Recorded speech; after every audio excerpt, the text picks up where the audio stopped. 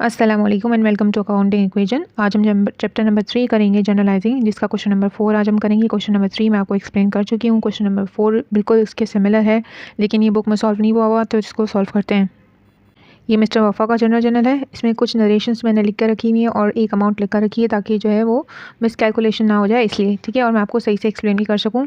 तो पहली ट्रांजेक्शन है हमारा, mister Wafa started business with cash. उन्होंने जो है बिज़नेस स्टार्ट किया कैश पर, ठीक है। सबसे पहले हम ईयर लिखेंगे 2005, फिर हम लिखेंगे मंथ जो कि हमारा जून,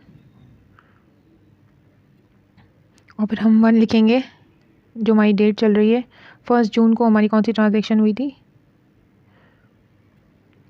हम लिखेंगे कैश और लिखेंगे कैपिटल, ठीक है। उसने इन्वेस्टमेंट की है बिज़नेस के अंदर 4,50,000 की। अब सेकंड ट्रांजैक्शन है, mister Wafa purchase goods on cash for MP traders a supplier for the purpose of resale. उसने परचेजेस किए हैं for the purpose of resale, तो हम परचेजेस लिखेंगे और हमारे पास से क्या चला जाएगा, कैश चला जाएगा। हमारे पास सामान आ गया और हमारे पास से कैश जो है वो चला गया, क्योंकि हमने कैश की पेमेंट की थी 1,53,000। थर्ड ट्रांजैक्शन है, sold goods to Waqar and company a customer for cash. जो है सेल्स की गई थी, कैश सेल्स की हैं, तो हम लिखेंगे कैश। हमारे पास कैश आ गया, उसने हमें कैश दिया और हमने इसको सेल्स कर दी फॉर अबाउट 1,62,000। फोर्थ है, mister Wafa return defected goods to MP traders. जो गुड्स हमने परचेज़ की थी उसमें से कुछ डिफेक्टेड आ गई थी, तो उसने हमें क्या दे दिया, कैश, और हमने इसको क्या कर दिया, परचेज़ रिटर्न कर दिया। तो हम लिखेंगे डेबिट साइड पे कैश और परचेज़ रिटर्न हम लिखेंगे क्रेडिट साइड पे, ठीक है। कैश हमने यहाँ पर लिखा और परचेज़ रिटर्न हमने क्रेडिट कर दिया, यानी हमने उसको उसका सामान वापस कर दिया कुछ, जिसकी अमाउंट क्या थी 9,000। तो आप इसकी नरेशन क्या लिखोगे, to record defected goods return to supplier, ठीक है। हमने यहाँ पे लिख दिया परचेज रिटर्न एंड अलाउंसेस। अब फिफ्थ एंट्री है। फिफ्थ एंट्री है हमारे पास, Waqar and company return defected goods to mister Wafa for cash, ठीक है। तो उसने हमें क्या कर दिया, रिटर्न कर दिया। तो हम लिखेंगे sales return from debit side 3,600, क्योंकि उसने हमारा सामान हमें वापस कर दिया और हमने उसको क्या पेमेंट कर दी, कैश की पेमेंट कर दी, क्योंकि हमारी ऊपर डीलिंग उससे कैश से ही हुई थी, क्रेडिट से तो हुई नहीं थी, तो हमें इसको कैश देना पड़ेगा। और हम लिखेंगे to record defected goods return by customer.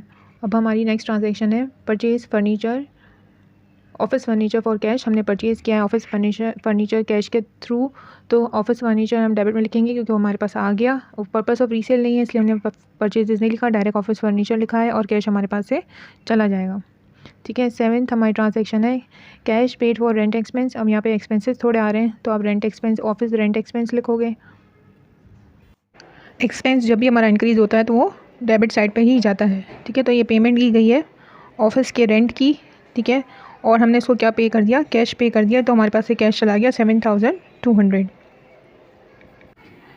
8 की ट्रांजैक्शन है, mister Wafa purchase stationery for the office use. उसने स्टेशनरी परचेज़ की थी ऑफिस यूज़ के लिए, तो हम लिखेंगे 900। ये हमारा एक्सपेंस है, स्टेशनरी एक्सपेंस लिखेंगे हम। डेबिट साइड पे हमारा एक्सपेंस इंक्रीज़ हो रहा है बाय 900 और हमारे पास से कैश जा रहा है बाय ₹900, ठीक है। ट्रांजैक्शन 9th में है, mister Wafa purchase goods on cash for the purpose of resale. उन्होंने गुड्स परचेज़ की हैं रीसेल करने के लिए, विच इज़ अमाउंटेड टू ₹99,000। तो परचेजेस हम लिखेंगे 99,000 और कैश हमारे पास से चला जाएगा, तो हम कैश को क्रेडिट करेंगे। यहाँ पे परचेज़ हमारा एक्सपेंस है जो कि बढ़ रहा है और कैश हमारा एसेट है जो कि डिक्रीज़ हो रहा है, ठीक है। 10th है, mister Wafa paid cartridge expense. उन्होंने कार्टेज एक्सपेंस पे किया, विच इज़ अमाउंटेड टू ₹630, ठीक है। जो गत्ते वगैरह होते हैं उसको कार्टेजेस कहते हैं, ठीक है। और हमारे पास से क्या चला जाएगा, मिस्टर वफ़ा के पास से कैश चला जाएगा क्योंकि उन्होंने पेमेंट की है।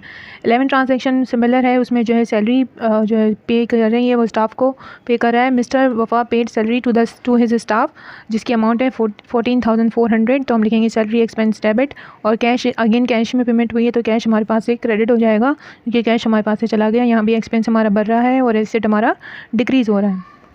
12th time, mister Wafa sold goods to customer for cash. Cash पे सेल्स की हैं तो कैश हमारे पास से आ जाएगा, और हमने सेल्स की हैं तो हम सेल्स हमारा रेवेन्यू है, और जब भी इंक्रीज़ होता है तो क्रेडिट में होता है, तो इसको हम क्रेडिट में रिकॉर्ड करेंगे।